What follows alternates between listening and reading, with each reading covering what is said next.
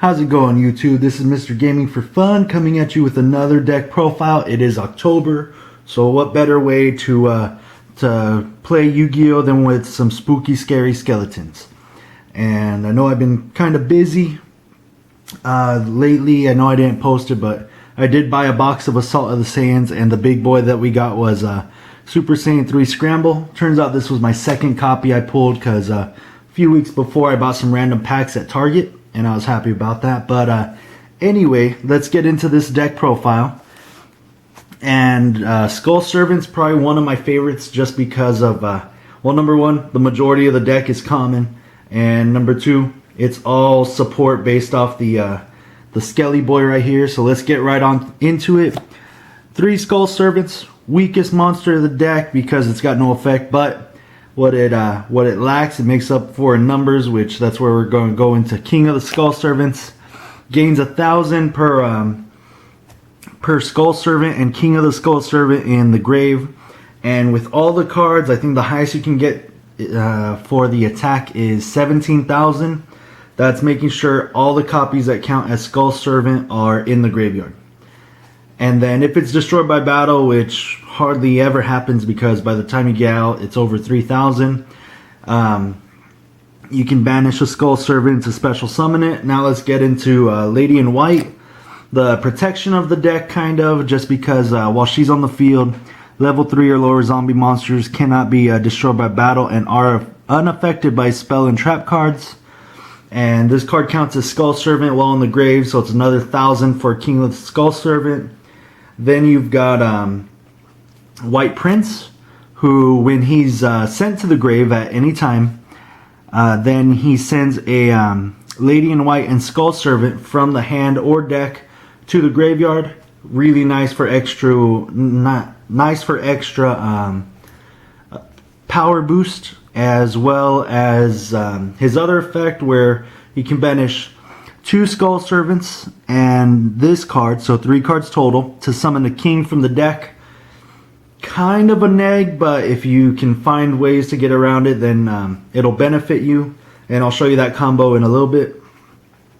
To get this guy into the grave as fast as possible, aside from Foolish, we have White Princess, who just sends a White Prince to the grave right when she's summoned. And then she has another ability where she can send herself to the grave from the hand or field during either player's turn, and all monsters lose attack and defense equal to their level or rank times 300. So it'd be a 300 minus on your king while he's on the field, but that's not too bad. The next card is kind of the hand trap, which took me a while to get these, but 3 copies of White Mare, kind of the hand trap of the deck where, and by the way, I've got 3 of everything of these guys right here, just to make space. So while this card is in the grave, it counts as Skull Servant. You can discard this card during your turn, because it's not either player's turn, to either select or remove from play Skull Servant or White Mare, return it to the grave, or select or remove from play Lady in White or King and special summon it. And that's the Skull Servant package. Then we've got probably the best the zombie of the deck, in the form of Unizombie. He just helps load the graveyard, gain levels, and that's easy for synchro summoning. After that, we've got 3 Solitaire. It's a zombie deck. You have to have 3 of them, and just tributes himself, replaces him with any zombie, and you usually go into to Unizombie with that. After that, 3 Mizuki. I was thinking of bumping it down to 2, but I learned with bumping it down 2, I need a special summon as much as possible, so that's why I'm going to just keep it maxed. After that is Gozuki, who is a walking Foolish Burial. Just once per turn, you can send a zombie from your deck to the grave. If this card is sent to the graveyard, you banish a zombie except this card, special summon a zombie from the hand, and each effect is once per turn. And then for the last monster, it's going to be Glow Up Bulb.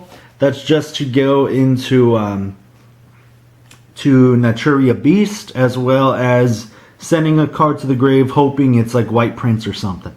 After that, we go into the spell. This main deck doesn't run any traps. And so we're going to go for the one-ofs. You got Card Destruction, got Monster Reborn, One for One, and Foolish Burial. And that's just getting rid of cards, reviving cards, all that. And then after that, we play 3 Dark Holes. Just why not? Make sure the opponent's stuff gets removed. And then 3 Book of Life. By turn 2 or 3, they're going to fill up their whole graveyard, and you'll have free targets to banish, to summon any zombie that you've got in the grave. After that is 3 Burial from Different Dimension, which this is kind of the combo piece I was talking about earlier with White Prince. You banish 3 Skull Servants, or sorry, 2 Skull Servants or Lady in Whites with a White Prince. Summon that king, play this face down, and during the opponent's turn, I mean, just send them from the banished area back to your grave. White Prince will kick off again, and you get 2 more cards. So let's see, that'd be 5,000 minimum, because the 3 that came back, along with White Prince sending another card to the another 2 Skull Servant names. For the last card, these are my proxies because I've got them in another deck. But 3 Allure of Darkness, just draw power. I know it's called by a grave, but that's just to show that it's going to be a spell card. So 3 Allure, most of the deck is dark.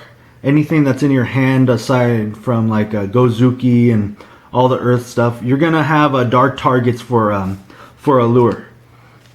And then after that, let's go into the extra deck. You've got 1 Link Kuriboh and 2 Vampire Suckers, just for Link summoning. Not really needed because your main goal is to get King of the Skull Servants out with like at least 6,000 or 7,000 to hurt the opponent.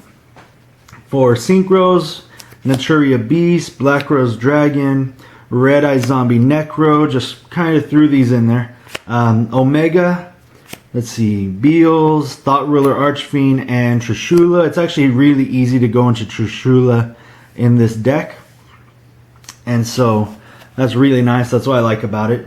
And after that, we're going to do Dullahan, Utopia Roots. You'll see why in a moment.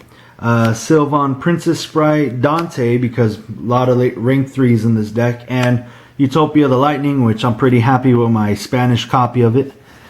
But that's kind of just the extra deck thrown in just in case something happens. But more than anything, you're going to be doing your Skull Servants as the main way to win. For the side deck, you've got 3 evenly matched. I know people aren't really running as much as they used to, but I still like the fact, go to battle phase, end battle phase to main phase 2. Play this, and they have to get rid of everything but 1 card. The next thing is 3 Called by the Grave, not the ones that are my proxies, but these are my super rares. But 3 Called by the Grave just for hand traps. And speaking of which, we got Ash Blossom and Ghost Ogre. And then for the last cards, they're a play set of Twin Twisters. So that's kind of what I just threw together for October. That's not going to be my main deck with this new format. That belongs to a different deck entirely. And I hope you guys liked it, and let me know what you thought in the comments. If there's anything you're playing, let me know, and let me see how that goes if you have a deck list. And I hope you guys enjoy. Have a good one, guys.